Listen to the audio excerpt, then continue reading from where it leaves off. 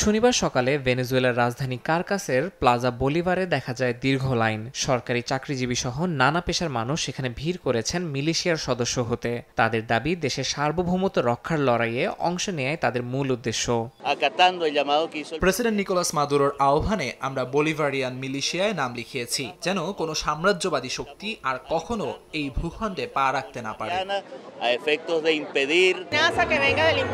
আমরা যে কোনো হুমকি প্রত্যাখ্যান করছি। ভয় দেখানো কিংবা অধীনে নেয়ার কোনো প্রচেষ্টাই আমরা মেনে নেব না। আমরা একটি সার্বভৌম, দৃঢ় ও দেশপ্রেমিক জনগণ, সবসময় স্বাধীন ও মুক্ত থাকব।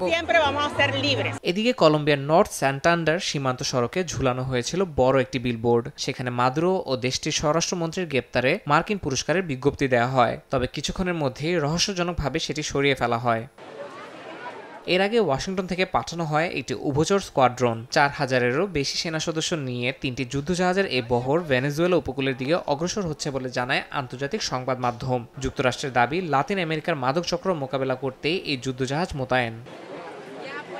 মাদুরো প্রশাসন মনে করছে, সাম্প্রতিক এই পদক্ষেপ ও নিষেধাজ্ঞার মাধ্যমে ক্ষমতাকে দুর্বল করার চেষ্টা করছে যুক্তরাষ্ট্র। তাই জাতীয় সার্বভৌমত্ব রক্ষায় নাগরিকদের মিলিশিয়ায় যুক্ত হওয়ার উদ্যোগকে বড় পদক্ষেপ হিসেবে দেখছে ভেনেজুয়েলা সরকার। ইয়াসিন মোহাম্মদ জিসান, সময় সংবাদ।